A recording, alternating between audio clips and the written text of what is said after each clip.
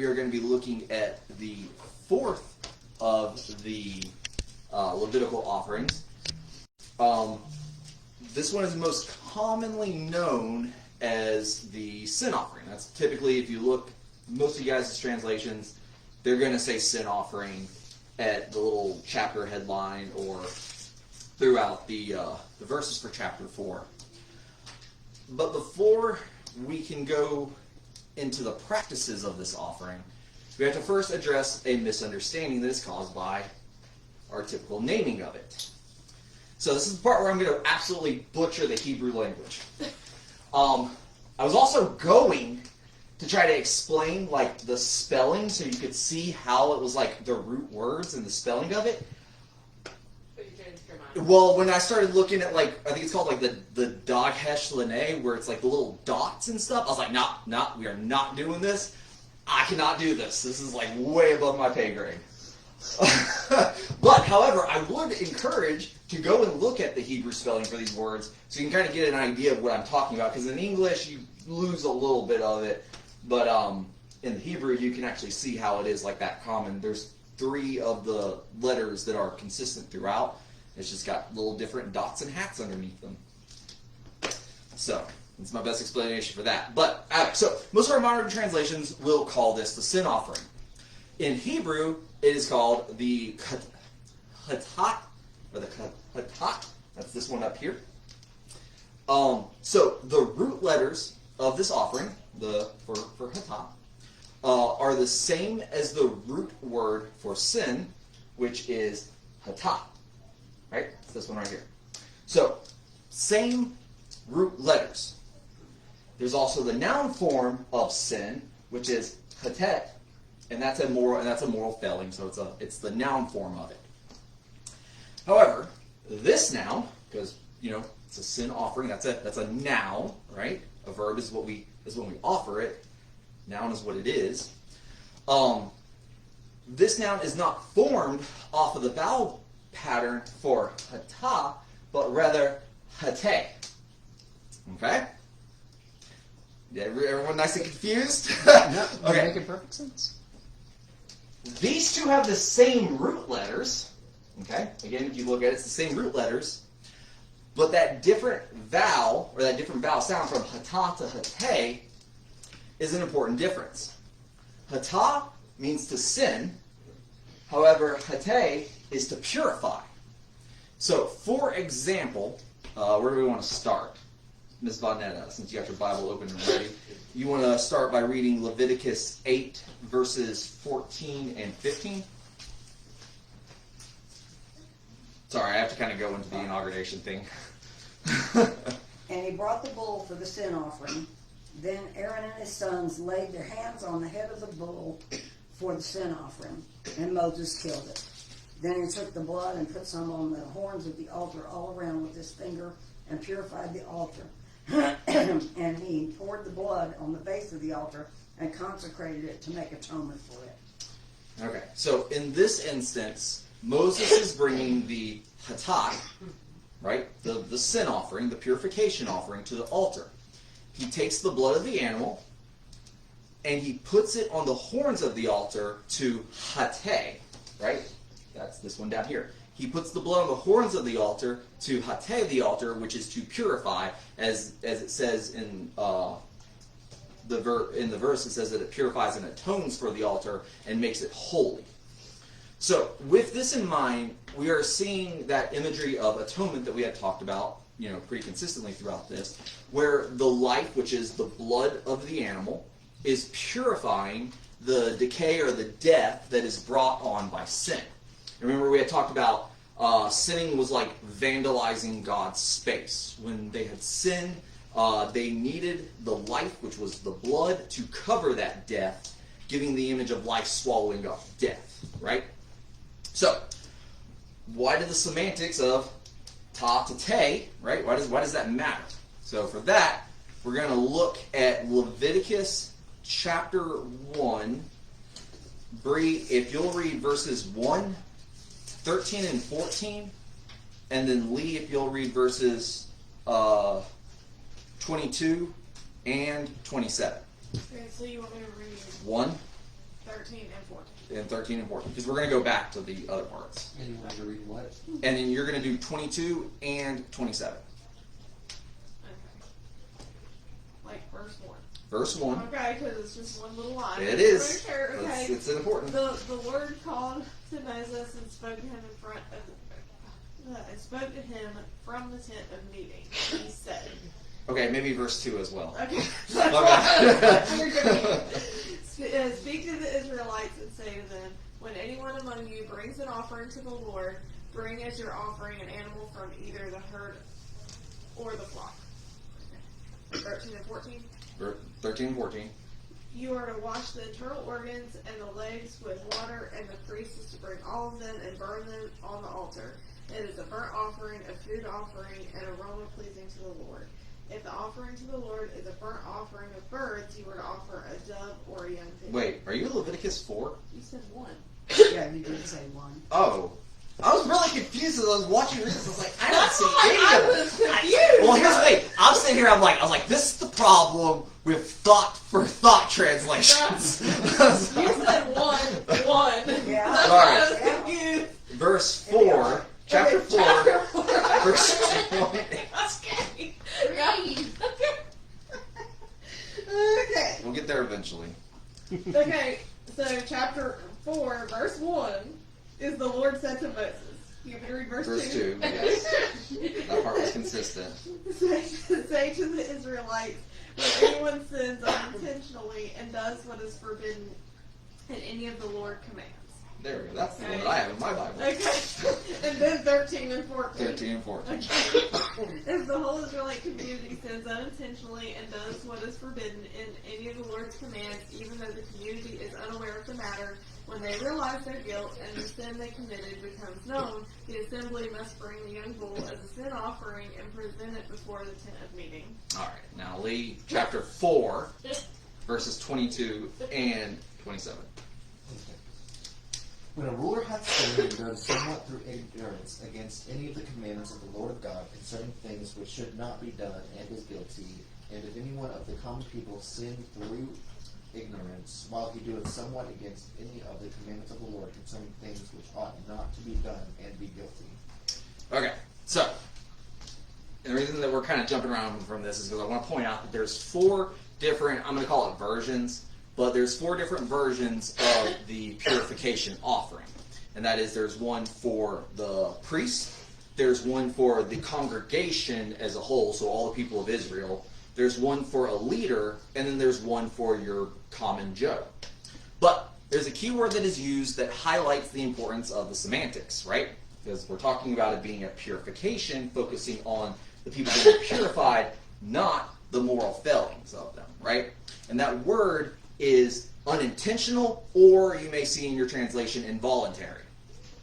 So this matters because when we call it the sin offering, we are purely focusing on the active wrongdoing of the person, right? That's what we all think of when we think of sin. They sinned, therefore what they did was an active, wrongdoing against God. But the language that's used accounts for when they sin unintentionally / involuntarily. And this has been made known to them, or if it was just an unintentional one that they even knew about. But you may think, how would one unintentionally or involuntarily sin? And the answer is it's very easy. A couple of examples of an unintentional sins that would require the people to be purified are things such as anything that causes ceremonial uncleanliness, like touching a dead body. You think, oh, who's doing that? A lot of people died back then. They had to get them out of the camp somehow. So as soon as they touch that, boom, ceremonially unclean. Childbirth, all right. So if it's a boy, it's 1 week. 1 week. I think so. I think it's and if 1 it's a week. girl, 2 weeks. Yeah, I think you're right. Yeah. It's So double the time regardless. then after that, she would have to come and bring her hatat, right, her purification offering. Touching life-giving fluids, right. So that's blood and what is commonly referred to as the seed, which goes back to the whole tree thing. We'll talk. I don't know. We need to talk about that sometime. Or touching an unclean animal. So even some common acts could be something like as simple as forgetting a vow. Technically, if they had forgotten a vow to someone, they would require a purification offering, which would be a really good one, especially if you forgot. And it's like, dude, you said you were going to help me. And it's like, oh, crap, I've sinned against you and against God. So they would have to go and bring their hatat. So the focus of the offering was to purify the person, to be able to enter back into relationship with God, and to purify God's dwelling space, and not just the moral failings of the person. I mean, bear in mind, we have the burnt offering as well as the offering of atonement that kind of covers sin as a whole, especially the burnt offering where the imagery is of the animal ascending to the throne room of God on our behalf. We have Jesus now, so not on our behalf, but back then on their behalf. So, question. Yo! The unintentional sin part. Mm-hmm. Is that meaning not meaning to sin or unavoidable sin? A little bit of both. A little bit of both. Because, when I think of unintentional sin, I think of, they went to somebody's house and had dinner and they used a pork product and didn't realize. Yeah, and that could be it, where it's like, oh, well, you ate this. It's like, oh, I did. Like an unavoidable would be touching childbirth touching an unalive person, because you have to respect the body and right. And it's a thing. It was a thing of an everyday dude. That's why a lot of the Levitical priests were kept separated, so that they were less likely to get to become unceremonially or unceremonially. So unintentional is unintentional, but it's also unavoidable. Yes, and that's why it says when you're made aware as well. Okay. So. Because that's forgetting your vow thing. Yeah. That's when it talks about the Sabbath, but there were things that needed to be done, cattle needed to be fed, right. or you wouldn't. Right. Well, because Jesus even brings up, it's like if your cattle falls in a hole, are you just going to leave it because it's the Sabbath? No. Right. You're going to get it out. It's an unavoidable thing that you have to do. So you would then be required though to do the hatat, because you did technically break the law. So you would be required of that. But again, it's not a moral failing of the person. Because I actually had a note in my Bible it's actually a list of the things. And I even put, because it was saying unintentional, and I wrote next to it, I was like, it reads like intentional. Yeah. Yeah.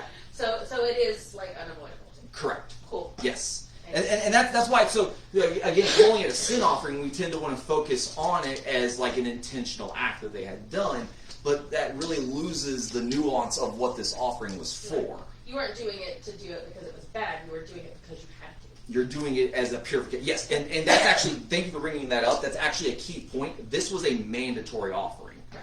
This one you did not get around. It's actually built into several of the other Levitical laws. On mine, I called it a mandatory I'm sorry offering. Yeah, essentially, yeah. Essentially, yeah. And when you guys will kind of see between the purification offering and then the one that Eddie will talk about, the restitution or transgression offering. This one is against God, whereas the other one is against the other person, or another person rather. But yes, good question, good thing to bring up. Okay. So this is why we talked about that. We can just skip past because that was part of the question we answered. So now that this is understood, we can look at the sacrifice itself. So Jess, if you would, making sure that I don't tell the wrong spots. We're gonna kind of jump around a lot. I'm gonna have everyone kind of read a different part, and we're gonna make callbacks to it. It's gonna be the easiest way for me to do this. Just give me the chapter first. Yes. So chapter 4. Okay. I'll have you read verses 2. Or sorry, I'll have you read verses 3 through 4. Okay. Emma, if you'll do 13 through 14. Brad, if you'll do 22 and 23. Eddie, if you'll do 27 and 28. And I'll do 32. So, all right, everyone got their assignments? It's Leviticus 4. Yours is Oh, no, is 20 it? something. You get 22 and 23 in Leviticus 4. Well, Leviticus 4. Yeah. You weren't doing anybody else's chapter. Sorry. Yeah. First. All this is from chapter 4, and it's a lot easier for me to just explain it as one lump sum and keep calling back to it. All right. So Jess, go. 34. If the priest that is anointed do sin according to the sin of the people, then let him bring for his sin which he hath sinned a young bullock without blemish unto the Lord for a sin offering. And he shall bring the bullock unto the door of the tabernacle of the congregation before the Lord, and shall lay his head upon the bullock's head and kill the bullock before the Lord. All right. And then Emma, you'll do 13 and 14. And if the whole congregation of Israel sin through ignorance, and the thing be hid from the eyes of the assembly, and they have done somewhat against any of the commandments of the Lord concerning things which should not be done, and are guilty, when the sin which they have sinned against it is known, then the congregation shall offer a young bullock for the sin, and bring him before the tabernacle of the congregation. All right. Brad, 22 and 23. When a ruler hath sinned and done somewhat through ignorance against any of the commandments of the Lord his God concerning things which should not be done, and is guilty. Or if his sin wherein he hath sinned comes to his knowledge, he shall bring his offering a kid of the goats, a male without blemish. All right. And Eddie, if you'll do 27 through 28, and then also Eddie, if you'll also hit 32 as well. Yeah. If any member of the community sins unintentionally and does what is forbidden in any of the Lord commands, when they realize their guilt and the sin that they committed becomes known, they must bring their offering for the sin they committed, a female goat without defect. And 32. If someone brings a lamb as their sin offering, they are to bring a female without defect. Okay, so the main takeaway from this is it's all the different animals that are required for this this offering. So the priest and if the congregation as a whole sins, they were required to bring the offering of a bull, a male bull without defect. Leaders were required to bring an offering of a male goat without defect, and the common people could bring either a female goat or a female lamb without defect. So, why different animals based on who committed the sin? The basically what it is the higher the status of the figure. So, the higher the status of the figure, it was the more costly sacrifice, right? This is set up so that it was affordable for the people to obtain and bring their offering, and why the common people could bring a goat or a lamb, right? Because if you think it's basically based on what that animal could provide. You know, bulls were able to be, the workhorses, tilling the farms, hauling carts, all sorts of different things. The male goats you had for milk and food. Not the milk. Well, not the male goat. Ah, thank you! Female goats would be for milk. That's the other people. But, so male goats for food and reproduction. Thank you. And then the common people, female goats. So, again, female goats are food and milk.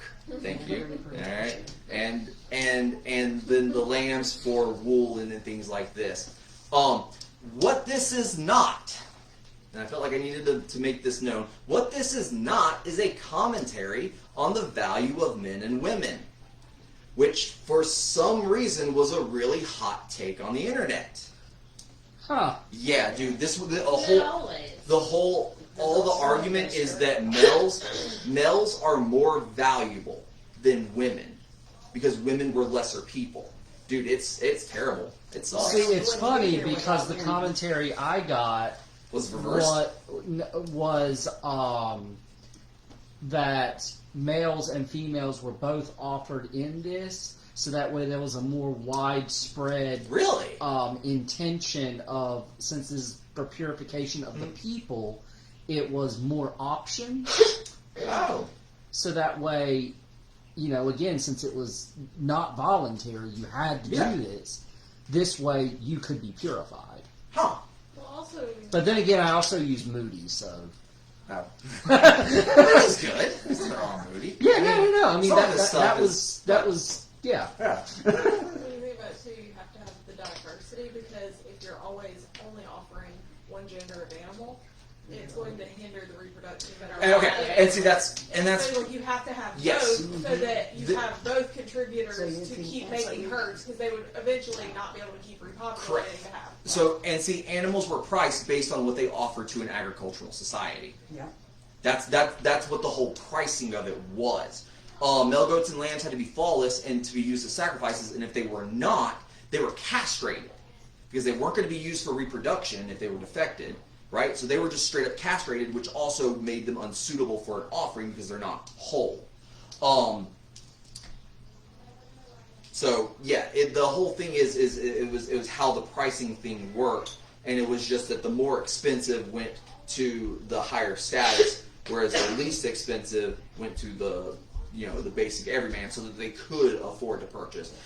It's kind of the whole thing of when you talk about like the money changers in the church that they were doing. Mm-hmm. I mean, they were doing defective animals, and it was really but they would have different animals ready to sell based on what the person needed. Oh, you're Or what the person could afford. yeah, and then, but they still typically had the prices, They jacked up the yeah. price. yeah. So.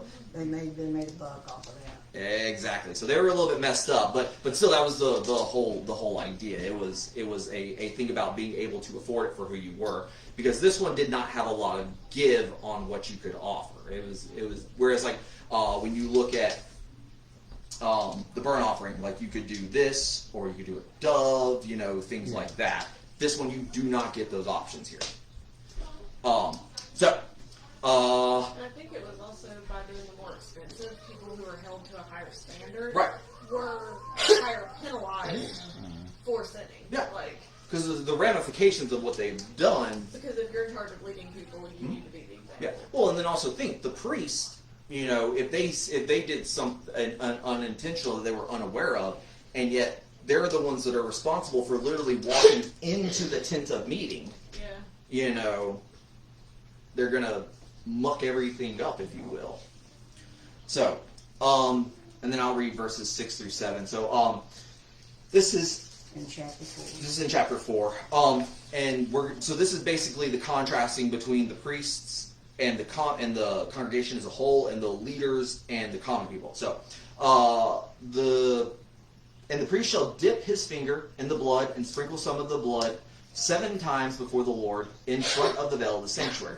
The priest shall also put some of the blood on the horns of the altar of fragrant incense, which is before the Lord in the tent of meeting. And all the blood of the bull he shall pour out at the base of the altar of burnt offering, which is at the doorway of the tent of meeting. So it's the same thing for the congregation as a whole for their sin offering. However, the leaders and the common people, their sin offering is simply offered at the altar of the burnt offering. So it's at the same place. It doesn't go into the tent. Right? Again, showing a greater contrast of the greater ramifications of the sin. A high status priest leader and the people as a whole versus a single leader and a single individual. So, a couple of key differences between these offerings. This offering was brought to the doorway of the tent of meeting, while the leaders and commoners took theirs to be slayed at the altar of the burnt offering. The blood was brought into the tent of the meeting, and the blood was sprinkled before the veil of the sanctuary, and the blood put on the horns of the altar of the incense. So now we've discussed the importance of the blood, the life of the animal, and it's being sprinkled to cleanse the death brought on by sin, because only life can swallow up death. So we're not going to focus on that anymore, but with the purification needs of the priest or the congregation as a whole, the blood was taken into the tent to purify. The idea being the sins of a spiritual leader or the whole congregation have greater ramifications, which is what we kind of talked about. The only other time the blood is taken in the tent is during the Day of Atonement, which is Yom Kippur.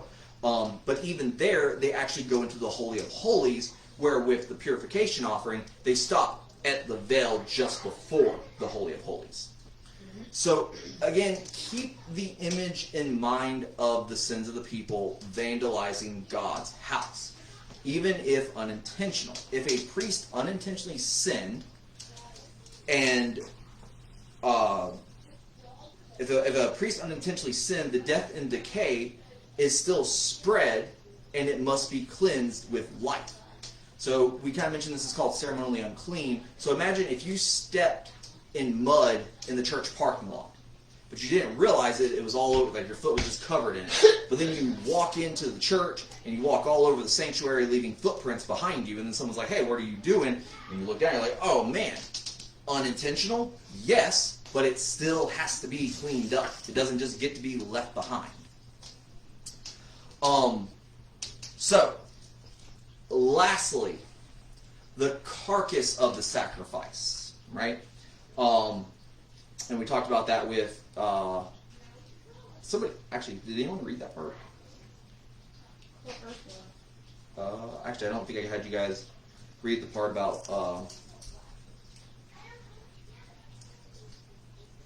So I'm just going to read it from the leader end. This is verse 12. All those. Wait, I did have someone read verse 12, didn't I? I don't think so. 13 for it. Oh, sorry. So all the rest of the bull he is to bring out to a clean place outside the camp where the ashes are poured out, and burn it on wood with fire. Where the ashes are poured out, it shall be burned. So this is the last part that I really want to focus on. The carcass of the sacrifice, right? All the things that were left behind, because again, they're only using the blood and the fatty parts, right? Everything that was left behind, so the skin, the legs, the hide, all that stuff, was to be taken outside the camp and be burnt. By taking the carcass outside of the camp, it is symbolizing the removal of sin from the camp, obviously. So this thing that is unfit for dwelling in the vicinity of God, it was still a holy sacrifice. So it couldn't just be burnt anywhere, but it had to be done at a designated clean place where the ashes of the other offerings had been taken to. Ms. Vonetta, would you mind reading Hebrews 13, 11 through 14?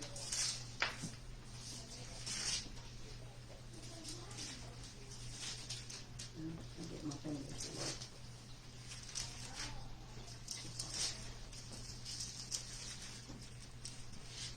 11 through 14. 11 through 14.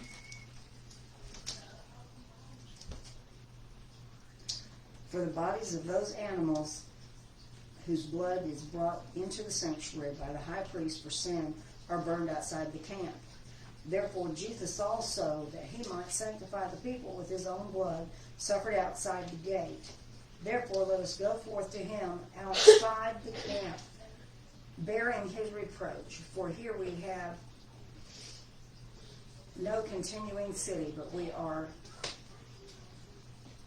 we seek the one to come. So, the part of this that I really want you guys to grasp is that last part. Here we do not have a lasting city, but we are seeking the city which is to come. So, obviously we're talking about the coming of the New Jerusalem. So, without going down a rabbit hole, cities as a whole are a super important theme in the Bible. But the TLDR of it is that they ultimately represent a contrast between the open and safe, peaceful Garden of Eden. So you guys thought I wasn't going to mention Eden in this one, but there it is. The open and safe Garden of Eden, and the walled up dwellings of mankind where violence and sin take over. The city is about self-preservation and forcefully acquired peace. But the garden is a place with no walls in abundance. So the first instance that we see of a city is after Cain kills Abel, right? He runs and he builds a city. Now, don't think like this massive thing, because the city back then would have just been a dwelling place with a bunch of people, like tents and whatnot, in a certain area, surrounded by walls for protection, right? But we see that the city was created by man out of fear from violence, right? And then all throughout we see this constant, we see David in the city of Jerusalem coming up, but then we see the city of Jerusalem being corrupted by David's sin. And then we see the lineage of David, or we see the city getting split, right? Judah is the one that tends to have the good and righteous kings, but Israel and Jerusalem, they tend to always have the wicked, evil kings that continue with that corruption of violence. So, the offering for purification was burned outside the city, And Jesus suffered the cross outside of the city for the last and perfect atonement through his blood to prepare us for the coming kingdom, the city of God. Bree, if you'll read Revelation chapter 21. Hang on. Revelation chapter 21. Yep. Verses 1 through 2. And Lee, I'll have you do 22 through 27 of the same chapter. 1 and 2. 1 and 2. Then I saw a new heaven and a new earth, for the first heaven and the first earth had passed away, and there was no longer any sea. I saw the holy city, the New Jerusalem, coming down out of heaven from God, prepared as a bride, beautifully dressed for her husband. And then Lee, 22 through 27, if you would please. Which chapter? 21. 22 through 27. And I saw no temple therein, for the Lord God Almighty and the Lamb are the temple of it. And the city had no need for the sun, neither of the moon to shine in it, for the glory of God did lighten it. And the land is the light thereof. And the nations of them which are saved shall walk in the light of it, and the kings of the earth do bring their glory and honor into it. And the gates of it shall not be shut at all by day, for there shall be no night there. And they shall bring the glory and honor of the nations into it. And there shall in no wise enter into it anything that defileth, neither whatsoever worketh abomination or maketh a lie, but they which are written in the Lamb's book of life. So the act of taking these ashes, and again, this wasn't just a purification offering. I mean, this was many of the other ones, because anywhere that the ashes were. But the purification offering specifically was burnt at this spot. Ultimately, the pouring of the ashes outside the camp, the burning of it, is ultimately foreshadowing this, right? It's leaving the city of man and the coming of the new city, right? That's the whole thing of what it's supposed to be foreshadowing. So I wrote the coming of the city where sin is not in control and the walls are decommissioned because the gates will never be closed. Because I write better than I speak. And that's the purification. So, short end of it is, it was for involuntary or unintentional acts so that they could be purified and come back into right standing with God. That's the TLDR. You want to do it? Yeah. Okay. I'll do the thing. I'll do the thing.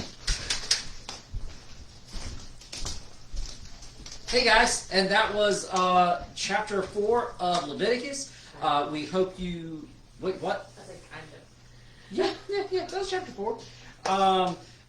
Next week, just to let you guys know in here and those watching online, no Bible study next week, as we'll be doing another self-defense class at New Beginnings Church.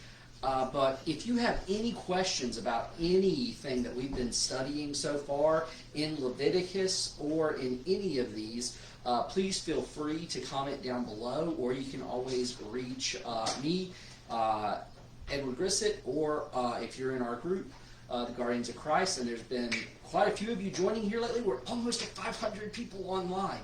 I'm very excited. Just think, if all of you invited just one person, we'd have 1,000 people in the group. And if everyone just gave $20. No! Close the doors! Close the doors! I said close the doors! Don't get me canceled! Please feel free to reach out down below in the comments. You can always reach out to me through private messenger on Facebook, or you can reach out to us at our email, guardiansofchristministries@gmail.com. And if you're watching this on YouTube, please feel free to like and subscribe and comment what you learned from this passage. God bless, and y'all have a wonderful week.